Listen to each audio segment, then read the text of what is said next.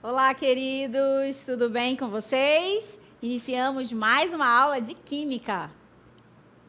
Eu sou a professora Yara Graça, a professora que vai acompanhar vocês na aula de Química de hoje. Bora dar uma olhadinha no nosso objeto e detalhamento. E da aula 16, o objeto de conhecimento é a evolução dos seres vivos, o respeito à diversidade, a bioquímica, aminoácidos, proteínas, enzimas e estrutura do DNA e RNA. E no detalhamento, as interações biomoleculares, né? E aí a gente vai trazer para conversar um pouco mais nessa aula sobre todos esses temas, né? Sobre essas interações que as moléculas, né? Que a gente pode observar nas moléculas. Então, vamos para a aula.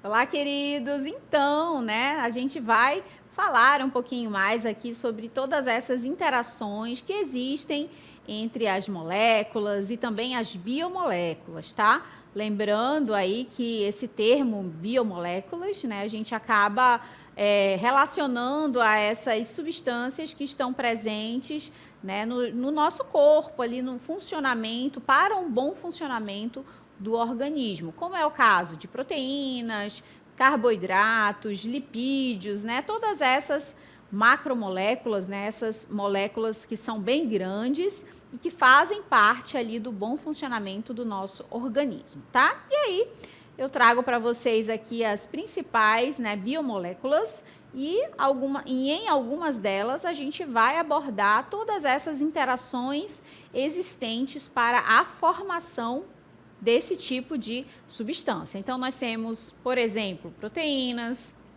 ácidos nucleicos, carboidratos e lipídios, né? Que dentre todas as biomoléculas essenciais aí para o bom funcionamento do nosso organismo, essas aí, né, fazem parte desse grupo tão importante, tá?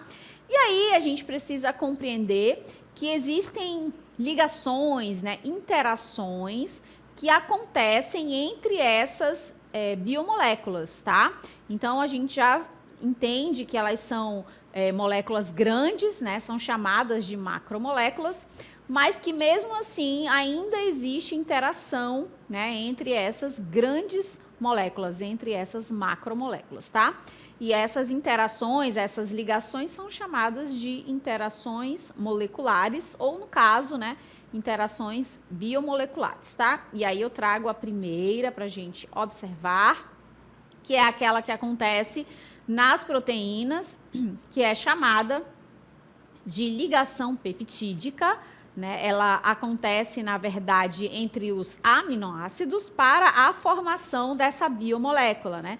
Para a formação da proteína. Então, uma ligação peptídica é o nome dado a essa interação entre duas ou mais aminoácidos, né? Formando essa macromolécula que é denominada proteína.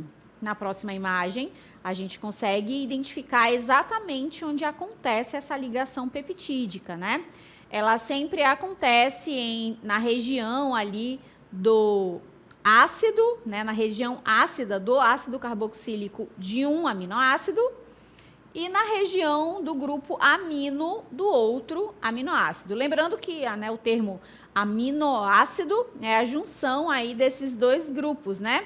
Um grupo amino, ou seja, que tem a presença do nitrogênio na composição, e uma região ácida, né? Ácido carboxílico, ou seja, aquela que tem a carboxila na sua estrutura, tá? Na nossa próxima imagem, a gente tem aí o que seria, né, a representação da estrutura da insulina, né? Então, a insulina, ela é formada pela ligação peptídica entre muitos aminoácidos. Então, o que você vê aí, né, cada bolinha dessa que você está visualizando e dentro da bolinha tem o nomezinho escrito aí de cada um aminoácido, ou pelo menos um trecho do nome, né? Tem leucina, valina, guanina, tá? Então, a gente tem ali o nomezinho escrito de cada uma de alguns dos aminoácidos. Então, isso aí é como se fosse a representação do que seria a insulina, né? A sequência, né, de ligação peptídica para a formação dessa macromolécula, que no caso que é uma proteína, que no caso é a insulina, tá bom? Então é dessa maneira que é a representação, né, que a gente poderia aí utilizar como representação para a formação dessa grande molécula, né, dessa proteína, ligando vários aminoácidos. Então ali nós temos, né, uma ligação que é chamada de ligação peptídica, tá? Agora a gente vai dar uma olhadinha nos ácidos nucleicos, como que funciona, né? Então, os ácidos nucleicos são formados por unidades repetidas dos nucleotídeos. Então, percebam que sempre tem uma unidade menor, né?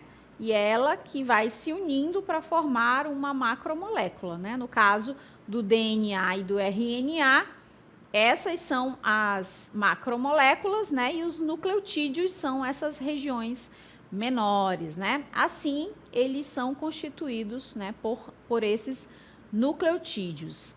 Em nossas células existem 2 tipos de ácidos nucleicos, né? Então tem o DNA e o RNA. Provavelmente, né, na biologia, vocês em algum momento já ouviram falar um pouquinho, né, sobre essas duas nomenclaturas, né?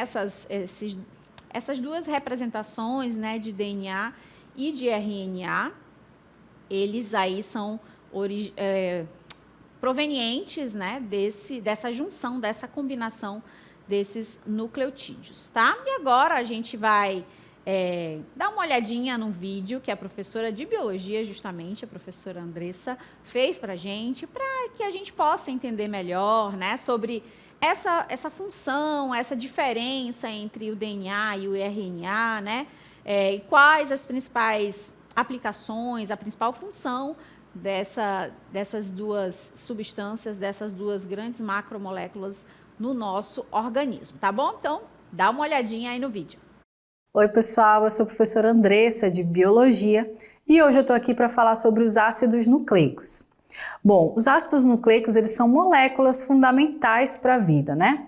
Os 2 tipos são DNA e RNA. E ambos têm papéis ali muito essenciais no armazenamento e uso das informações genéticas. Começando pelos conceitos que são principais, os ácidos nucleicos são formados por unidades chamadas nucleotídeos. É como se fossem bloquinhos. Cada nucleotídeo é composto também por 3 partes. Um corpo fosfato, um açúcar que pode ser a desoxirribose no DNA ou a ribose no RNA, e também uma base nitrogenada. As bases nitrogenadas são divididas em 2 grupos. As purinas, que são aí a adenina e a guanina, e as pirimidinas, que são a citosina, a timina e a uracila. No DNA encontramos adenina, timina, citosina e guanina.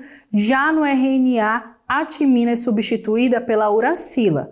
Então temos adenina, uracila, citosina e guanina. Agora vamos às diferenças entre DNA e RNA. O DNA, que é o ácido desoxirribonucleico, é uma molécula dupla em forma de hélice e carrega toda a informação genética do organismo. É como um manual de instruções que fica armazenado no núcleo das células. Já o RNA é o ácido ribonucleico, ele é geralmente simples, com apenas uma fita, e tem o papel ali de levar e interpretar essas instruções contidas no DNA para que as proteínas sejam produzidas. E qual é a função de cada um deles? O DNA é responsável por guardar as informações hereditárias, aquelas que são transmitidas de uma geração para outra, que determinam as características de todos os seres vivos. Eles também, comandam, aí no caso o DNA comanda todas as funções celulares de forma indireta por meio da produção de proteínas. E o RNA, por sua vez, tem funções variadas. O principal tipo é o RNA mensageiro. Ele copia as instruções do DNA e leva até os ribossomos. Lá entra em ação o RNA transportador, que traz os aminoácidos, e o RNA ribossômico, que ajuda a montar as proteínas. Ou seja, os ácidos nucleicos eles são essenciais para o funcionamento da vida, sendo o DNA o guardião das informações genéticas e o RNA o responsável por transformar essas informações em ação.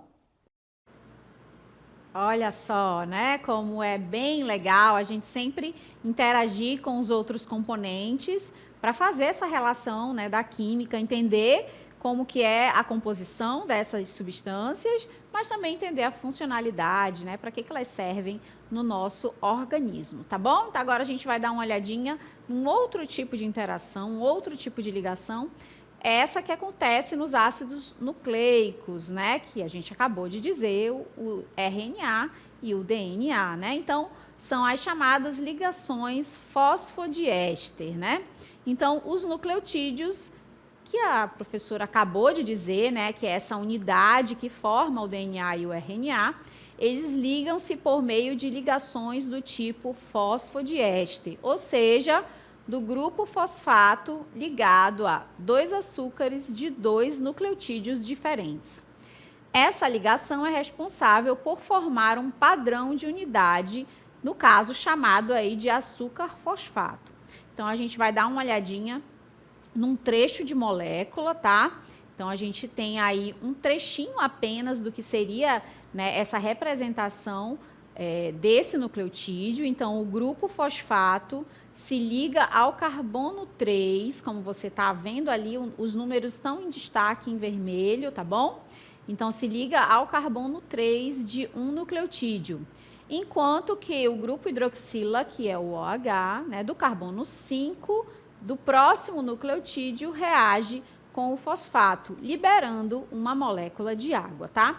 Então, basicamente, essa ligação acontece nesses 2 carbonos, né? O carbono 3 e o carbono 5. Como a gente vê agora, né? Pode avançar? A gente tem aí essa interação que acontece nos ácidos nucleicos, tá? Aqui do ladinho é como se fosse a representação, né, desse ácido nucleico, do DNA, né, a dupla fita, como a gente pode observar. E aí é como se eu retirasse um trechinho, né, do DNA para poder observar melhor exatamente essas ligações, né? Tanto a ligação de hidrogênio ou ponte de hidrogênio, que no caso ali acontecem 3 representadas, e também mais abaixo, né, 2 ligações também de hidrogênio, também chamadas de ponte de hidrogênio. Essa ligação que acontece entre os nucleotídeos, tá, é chamada de ligação fosfodiéster, né?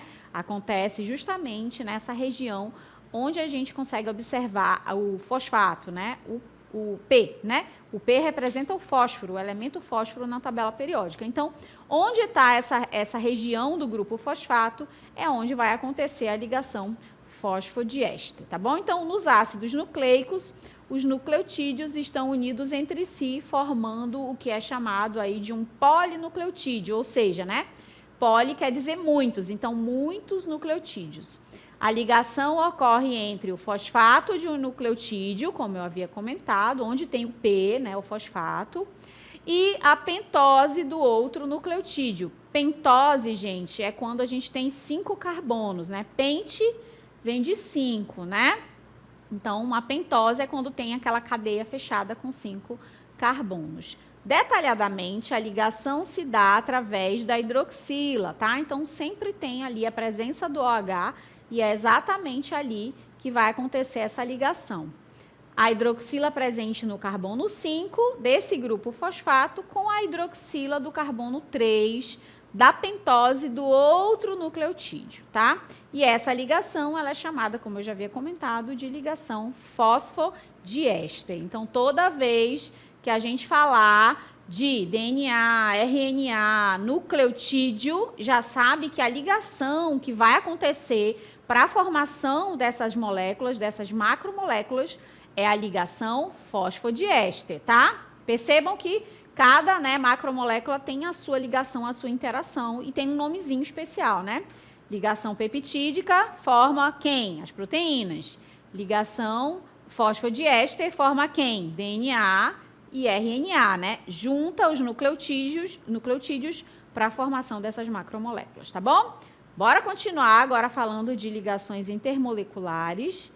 Então, existem aí, né, forças que unem as moléculas, e essas forças são polares ou apolares, interagem entre si. Aqui eu vou falar brevemente sobre elas, tá? Iniciando pela força de Van der Waals, né, que foi descoberta, né, em 1873 pelo físico holandês Diederik van der Waals, né?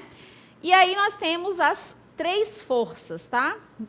Que unem as moléculas, que é a de Van der Waals, né, que é chamada de força de London, que é a mais fraquinha, com menos intensidade. Temos ainda a de polo-dipolo, que é de média intensidade, e a de hidrogênio, né, que é de intensidade forte. Vamos começar com a força de London, também chamada de Van der Waals, tá? Ela é aquela que une, né, que também pode ser chamada de dipolo induzido, e ela acontece entre moléculas apolares, tá? Moléculas apolares, ou seja, aquelas que não apresentam polos, nem positivo nem negativo, tá bom? Então, é sempre uma molécula apolar com outra molécula apolar. Dá uma olhadinha aqui na imagem que eu trouxe de exemplo para vocês, né? Então, moléculas apolares não têm polos positivos nem negativos, mas à medida que elas se aproximam, os polos são induzidos, né? Então, a gente tem meio que uma formação rapidamente do que seja um positivo com algo negativo e elas ficam pertinho uma da outra. É por isso que esse tipo de interação, né, ela é chamada de fraca, né? Justamente porque como ela não tem esses polos muito observados, né, a gente não consegue determinar esses polos positivo ou negativo, porque são moléculas apolares, então elas acabam não se atraindo muito uma para a outra, né? Então, por esse motivo, elas são classificadas aí como interações fracas. Bora dar uma olhadinha aqui na animação que eu produzi para vocês, tá? Então, nós temos aí as moléculas apolares. Em um determinado momento, esse dipolo é formado, né? Essa região meio positiva e meio negativa, e eles se atraem, né? O positivo atrai um pouquinho o negativo, né? E essa região é chamada de dipolo instantâneo, dipolo induzido, tá? Então, essa daí é um exemplo para as ligações, as interações do tipo apolares. Então, a imagem, né, a gente consegue observar essa formação do dipolo instantâneo, né? No início, temos as 2 moléculas apolares, como você vê aí, e por uma perturbação, uma delas acaba formando esse dipolo, né, essa região polarizada. Consequentemente, ela acaba atraindo, né, para si a região contrária da outra molécula, né? Então, é sempre assim, um positivo atrai o negativo e o contrário acontece também, né? O negativo atrai o positivo. Assim, elas interagem por forças que a gente chama de dipolo induzido, dipolo induzido. Esse caso aí é a chamada interação de London, também chamada de Van der Waals, tá? Existem todas essas nomenclaturas para esse tipo de interação. Interação de London, Van der Waals, dipolo induzido, tudo é a mesma coisa, né? E aí a gente precisa entender que elas acontecem apenas em moléculas apolares e que elas são, das 3, a mais fraca, né? A interação mais fraca entre essas moléculas, tá? Agora a gente vai para uma próxima aqui, né? Observação, que no caso elas são as mais fracas. Eu trouxe aqui alguns exemplos, né, de substâncias que fazem parte desse grupo de interação, né? Que são como, por exemplo, o H2, o O2, o N2, F2.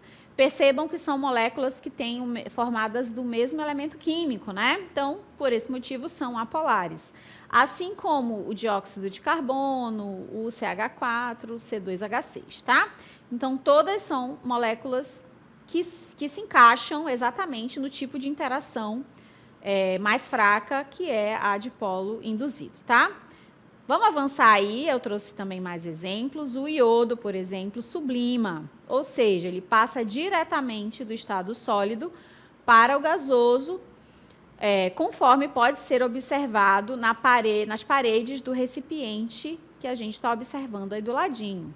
Outro exemplo é o dióxido de carbono, CO2, que no estado sólido é conhecido como gelo seco, mas que também sublima a menos 37 graus Celsius, tá? Então, essa é uma característica aí para as substâncias, no caso de substâncias que que fazem parte desse grupo das interações de London, grande parte delas, se apresentam na sua forma gasosa, na temperatura ambiente, por exemplo, justamente porque se trata de uma interação fraca, tá?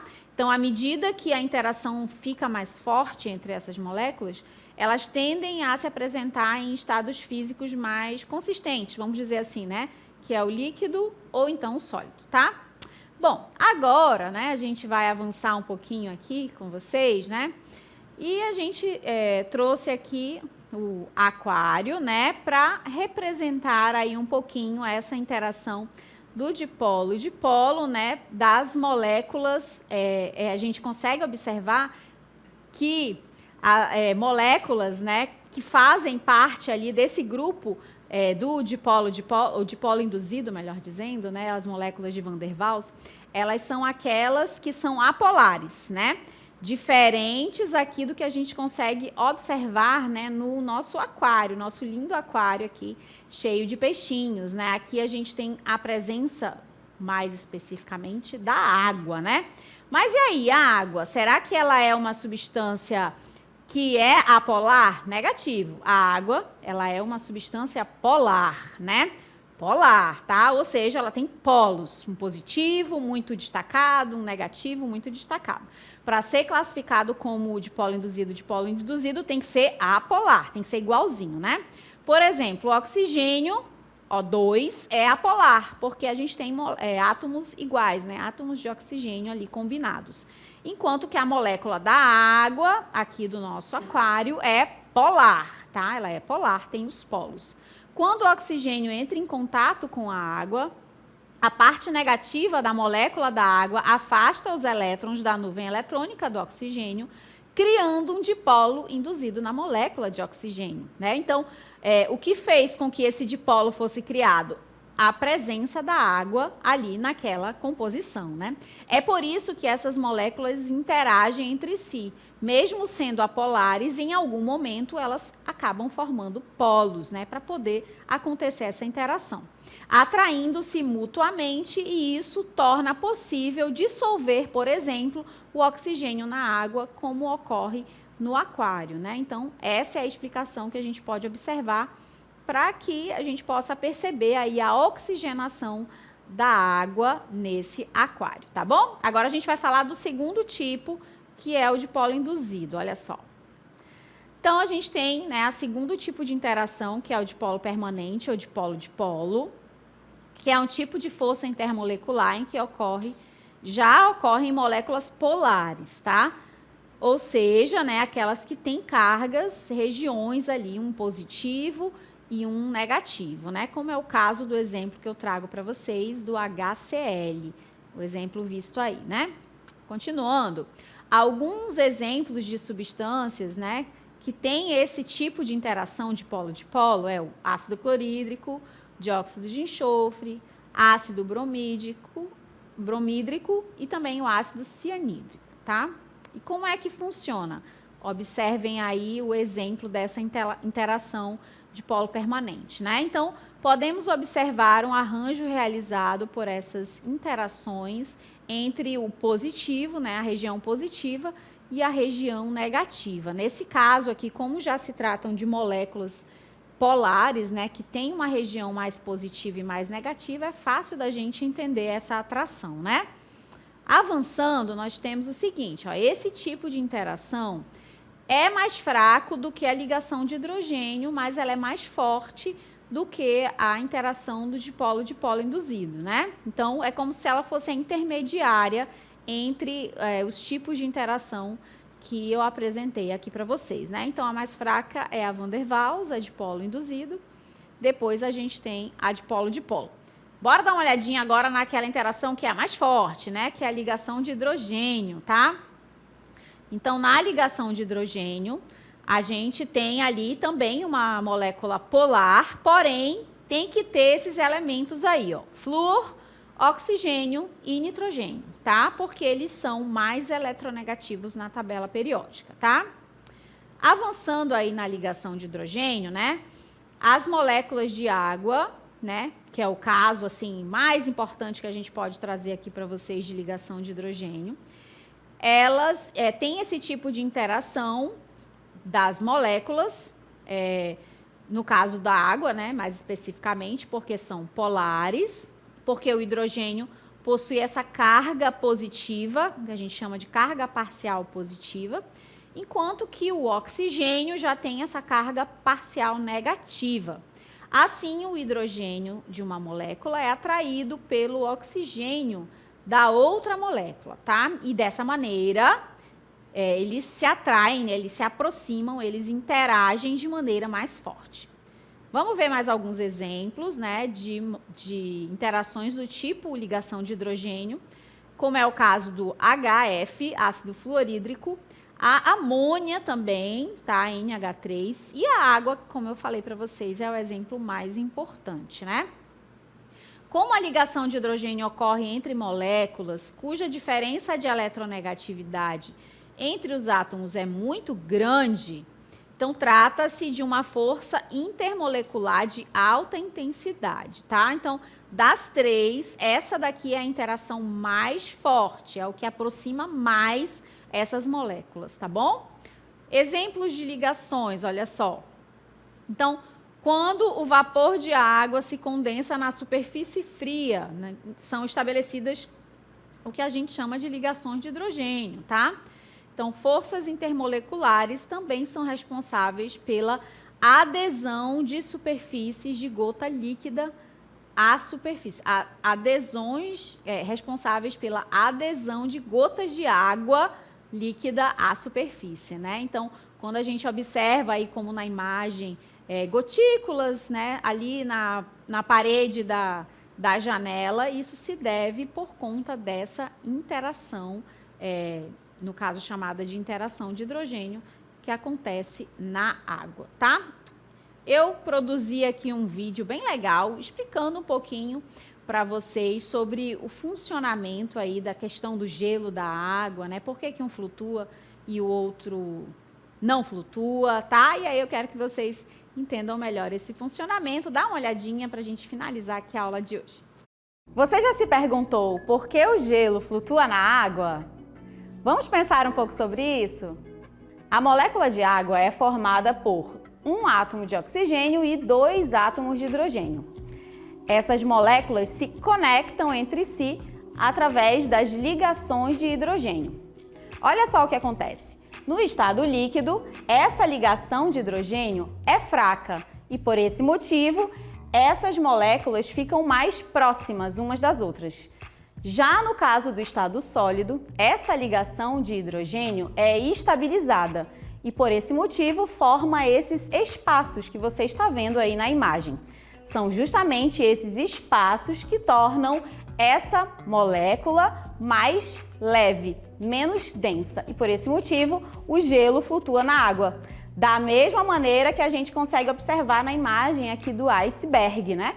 O iceberg também é um sólido envolto ali de água. E, né, no caso dos icebergs, ele também flutua na água por conta da estrutura desse gelo. Olha aí, né? Dessa maneira a gente consegue entender por que o gelo, já que o gelo é formado também de água, né? Por que o gelo fica em cima e a água líquida, né, no estado líquido, sempre fica abaixo.